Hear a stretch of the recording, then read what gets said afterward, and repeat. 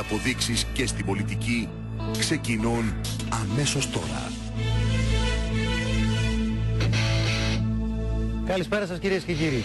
Η σημερινή εκπομπή είναι η συνέχεια αυτού του μεγάλου κύκλου που έχουμε ανοίξει τούτο το χειμώνα για το θέμα που μας απασχολεί, που μας καίει, για την οικονομική κρίση.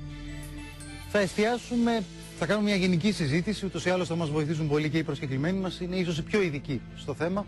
Θα εστιάσουμε όμως στην πορεία της εκπομπής, στο κομμάτι αυτοκίνητα. Ξέρουμε ότι διεθνώς η αυτοκινητοβιομηχανία περνάει μια μεγάλη κρίση και θα δείτε στοιχεία γι' αυτό. Θα δούμε τι συμβαίνει και στην Ελλάδα. Θα μιλήσουμε για την κρίση η οποία υπάρχει στον χώρο των καυσίμων, γιατί παρουσιάζεται μια μεγάλη μείωση και στην κατανάλωση των καυσίμων. Επίσης, θα μιλήσουμε για την κρίση ακόμα και στον χώρο των ασφαλιστικών εταιριών. Να πάρουμε μια μικρή γεύση πρώτα απ' όλα από αυτή τη γεύση. Την πρώτη. Θα προχωρήσω λοιπόν αριστερά μου και θα πάω σε αυτή την BMW τη Z4 και στον κύριο Στούκο, ο οποίος είναι έμπορος μεταχειρισμένων αυτοκινήτων. Καλησπέρα σας. Και εσείς λοιπόν έχετε ρίξει αρκετά την τιμή. Αρκετά, ναι. Να μας πείτε λοιπόν πόσο επωλείτο το αυτοκίνητο πριν από μερικούς μήνες, πόσο το πουλάτε τώρα. Πριν μερικούς μήνες το αυτοκίνητο είχε 33 χιλιάρικα και τώρα έχει 27. 27.000. Ναι. Πόσο το είχατε αγοράσει κύριε Στούκο? Αυτό έχει πάει 30.000. Άρα το ρίχνετε κάτω του κόστους. Σημαίνει δηλαδή ότι θα χάσετε χρήματα. Θα χάσω, ναι. Έχετε φέρει και ένα Lexus εδώ, να πάμε και αριστερά μας ακόμη. Ελάτε από εδώ μαζί μου. Λοιπόν, το πουλάτε και αυτό. Και αυτό το πουλάμε. Πόσο έχει πέσει η τιμή του? Αυτό έχει πέσει από ό,τι βλέπετε 49-44. Είστε διατεθειμένος να τη ρίξετε κι άλλο την τιμούλα για να αγοραστείτε? Θα το συζητήσουμε. Δεν ξέρω. Να ρωτήσω εγώ κάτι Αθηνά τον κύριο Στούκο. Κύριε Στούκο, από το φθινόπωρο μέχρι τώρα πόσα αυτοκίνητα έχετε πουλήσει? Από το φθινόπωρο μέχρι τώρα πόσα αυτοκίνητα έχετε πουλήσει? Από το φθινόπωρο μέχρι τώρα έχουμε πουλήσει το τελευταίο τώρα το δίμηνο που πήγε λίγο καλύτερα. Ναι. Που βγήκε λίγο κόσμος και ψώνισε. Γύρω στα 7 αυτοκίνητα. Πέρυσι το αντίστοιχο διάστημα πόσα είχατε πουλήσει? Πόσα είχατε πουλήσει? Πέρσι ήταν παραπάνω το ενδιαφέρον, επειδή είμαι και εγώ καινούργιος, δεν είμαι πάρα πολύ καιρό, σχεδόν τα διπλάσια. Σχεδόν τα διπλάσια. Να προχωρήσουμε Νίκο, να πάμε. Το αυτοκίνητο για παράδειγμα που είναι ένα αυτοκίνητο του 2005 και έχει 50.000 χιλιόμετρα, η κανονικά τιμή του είναι 33.000 ευρώ. Το κόστος του είναι 30.000 ευρώ και αυτή τη στιγμή το έχω βάλει 27. Θα το δείτε για τα αυτοκίνητα και την εισαγωγή τους και αν συμφέρει κανείς, είναι ένα κλασικό ερώτημα που τίθεται, να φέρει αυτοκίνητο από μια ευρωπαϊκή χώρα. Από όλους εμάς, καλό βράδυ.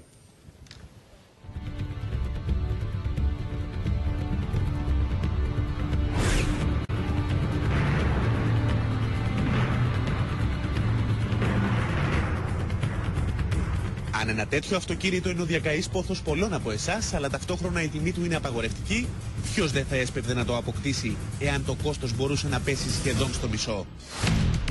Η απάντηση είναι όλοι και η υπόθεσή μας πραγματική.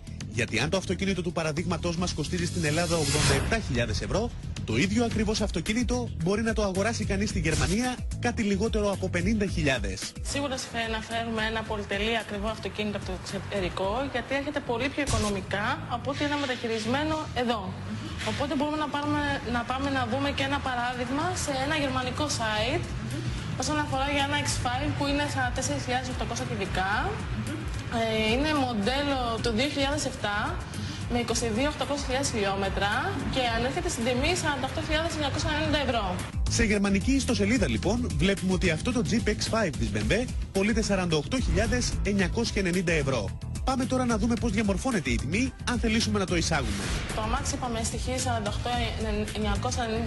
ευρώ, το οποίο για να έρθει εδώ στην Ελλάδα θα χρειαστεί το τελωνείο που πρέπει να περάσει και ανέρχεται στα 26.000 ευρώ, τα μεταφορικά στα 1.000 ευρώ, 1.500 ευρώ το οποίο θα είναι οι πινακίδες, το σήμα και τα λοιπά έξοδα. Με άλλα λόγια, το τελικό κόστος φτάνει στις 77.490 ευρώ.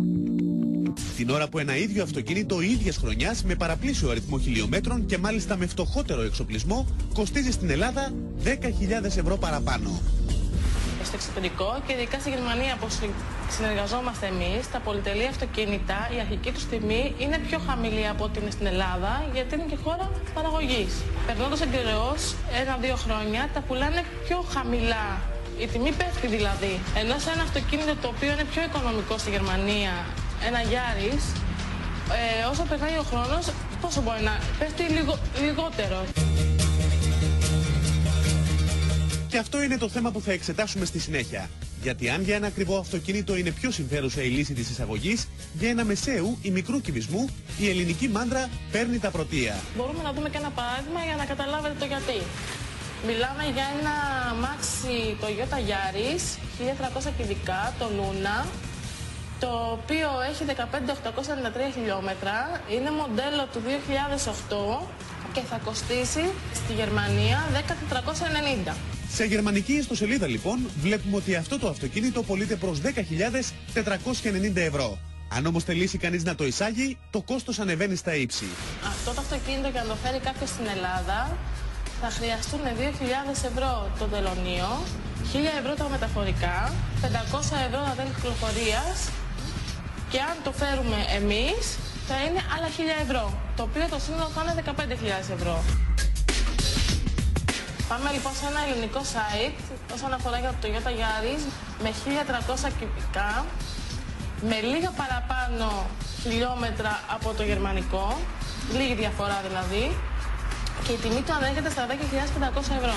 Καταλαβαίνουμε λοιπόν ότι συμφέρει καλύτερα να αγοράσεις από την Ελλάδα ένα μικρό αυτοκίνητο, γιατί σου έρχεται πιο οικονομικά από ό,τι στο εξωτερικό. Και ίσως αυτό το στοιχείο να έπαιξε σημαντικό ρόλο στην κατακόρυφη πτώση των εισαγωγών στα μεταχειρισμένα αυτοκίνητα κατά 40,5%.